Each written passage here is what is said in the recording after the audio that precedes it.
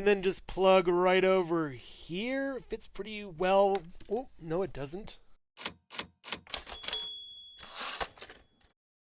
Hello everyone, and welcome back to Jesse Hecht Creative. Today we're going over some more Retro Joes with Rock and Roll and the Crimson Guard from the G.I. Joe Classified series. Before we begin, leave a like, hit subscribe, and comment below your favorite figure in this review. It really helps out the channel. Now let's get to it. Here's the box for the Retro Craig Rock and Roll McConnell from the G.I. Joe Classified series. Artwork is great over here, by the way. And on the back we have Rock and Roll's bio, as well as the rest of the figures in the we've already reviewed, and a bunch of legalese on the bottom. Let's take a look at Rock and Roll. They tried with Rock and Roll's head sculpt. They really did. I just don't like this kind of wash on the hair. It's kind of disgusting. It makes his beard and hair look really dirty, and I don't like it. And the eyebrows are way too thick. I don't know who this guy is supposed to really be. He doesn't look that great to me, honestly, head sculpt wise. And you do get a back and forth and all the way around, swivel over here, pivot,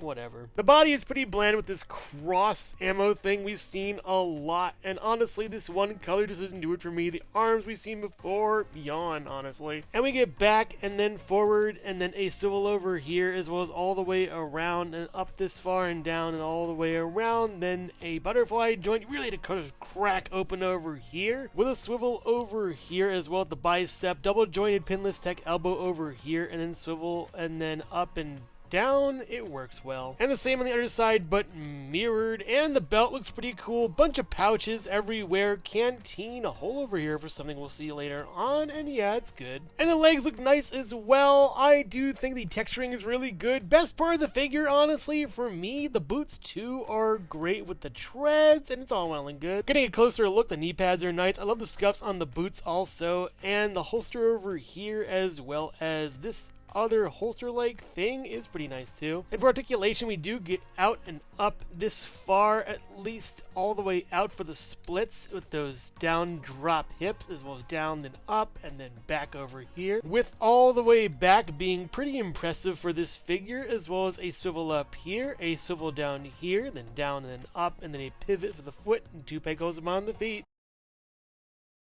For his head, he gets this helmet that was pretty squished upon arrival, but fits like all right for the character, I guess. I'd like to think he looks way better in this, honestly. The helmet is painted really well, and there's like pouches on it all the way around, as well as headphones. It's great. I love this one. He comes with a walkie-talkie we've already seen before, painted pretty well, as well as a pistol that looks pretty nice and does not have a hole in it, sadly, but they fit good in his hands at least. The pistol does slide into this holster over here and fits really nicely. And a little bit above that, we have the hole for the walkie-talkie. You could just plug in. There we go. And this hole in his belt is for this ammo bank looking thing. It's pretty cool at least, and does have a piece you can kind of take out. That's interesting. I like that.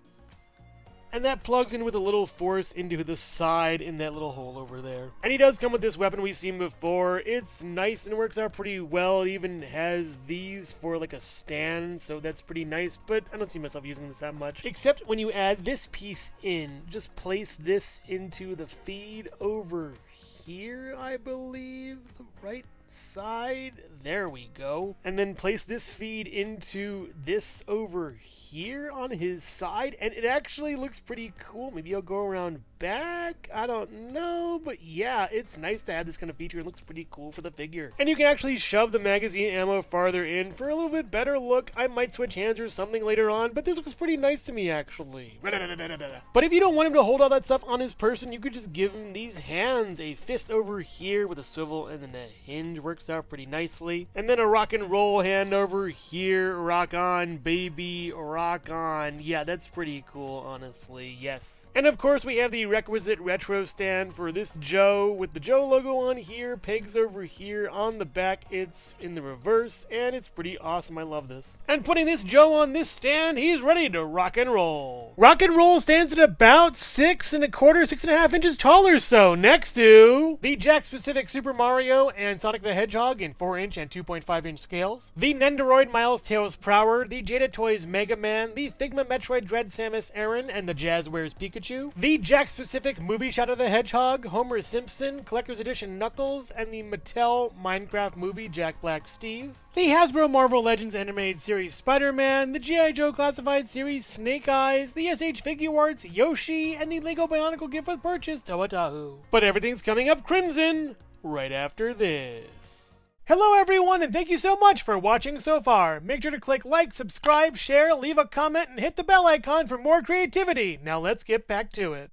And ending this all where it began, basically, with one of the first retro cards with this flimsy card over here. We have the G.I. Joe Cobra Enemy Crimson Guard retro figure with great artwork over here. I love it. And on the back, we have a bio. The rest of the figures in the wave I've already reviewed a long while ago in a bunch of legalese. Now let's open up this retro Crimson Guard. The retro Crimson Guard's head sculpt looks really nice. I do love how silver it looks and all the vents on it. All these types of pieces over here look really cool and Cobra-like. The helmet's pretty neat as well. I love the shape of it. It's really awesome. There is a little blemish up here though, sadly. Can I get rid of it? After a little bit of time, probably. And there's a little bit of black paint for the visor also. Maybe that's where it came from. But yeah, we get back this far, forward this far, all the way around, swivel over here. Good head sculpt and good articulation. The body's done in a really bright red, and I like that color a lot. The silver is very prevalent here also. We have a rope over here, the Cobra logo, and a badge, as well as another badge on the side over here, and a shoulder pad too. There's a V on the belt, as well as more silver going down towards that on the sides over here, and a holster, and black for the gloves, as well as silver stripes over here, and the sculpt is amazing on this one. I love this a lot. And for articulation, we get back this far, forward this far, we get a swivel over here all the way around, as well as a butterfly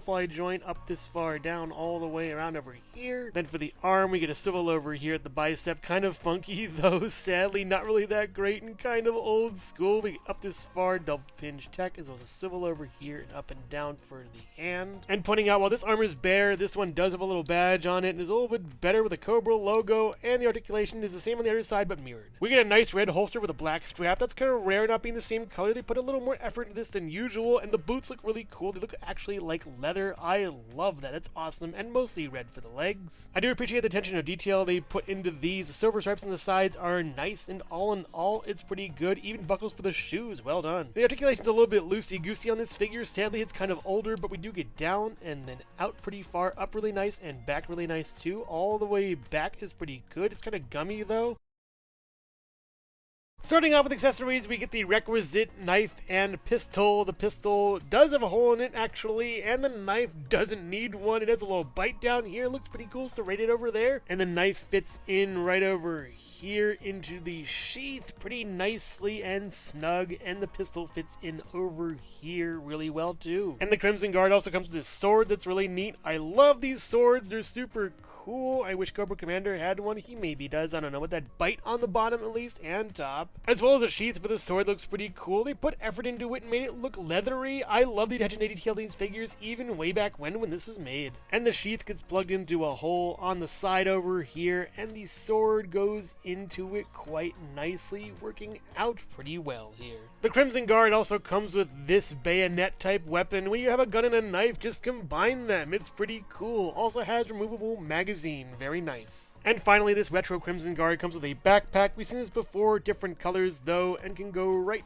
over here and look pretty good and nice. I love the texture on this one. It's great. And if you want, you can take the sword out of the hole and put it right up here. That works pretty well, as well as the bayonet type weapon using the trigger. Everything fits on this figure without even having to hold everything. Very nice. And the Crimson Guard, of course, comes with the Cobra stand with pegs, as well as the Cobra logo on it. On the back is the inverse. It's so good to have these. I love them. And all kitted out on the stand, this guard is ready to paint the town crimson. The Crimson Guard stands at about 6 1/4 to 6.5 inches tall or so, next to the Jack-specific Super Mario and Sonic the Hedgehog in 4-inch and 2.5-inch scales, the Nendoroid Miles Tails Prower, the Jada Toys Mega Man, the Figma Metroid Dread Samus Aran and the Jazzwares Pikachu, the Jack-specific movie Shadow the Hedgehog, Homer Simpson, Collector's Edition Knuckles, and the Mattel Minecraft movie Jack Black Steve, the Hasbro Marvel Legends Animated Series Spider-Man, the G.I. Joe Classified Series Snake Eyes, Guys, the SH Figure Arts Yoshi, and the Lego Bionicle gift with purchase Toa. Overall, rockin' retro. As much as I don't like Rock and Roll initially and the other figure that he had, this one is still pretty okay. It is quite bland, but when you put all the accessories on him, it comes together in a pretty nice way. The helmet really helps, as do all the weapons, and that sort of bullet sash is pretty accentuated by the gun. The extra hands are also nice, as well as the accessories you can put on him. He's a pretty good figure, but not the best. And the Crimson Guard are just one other Cobra army guy that is a little more higher up, but really the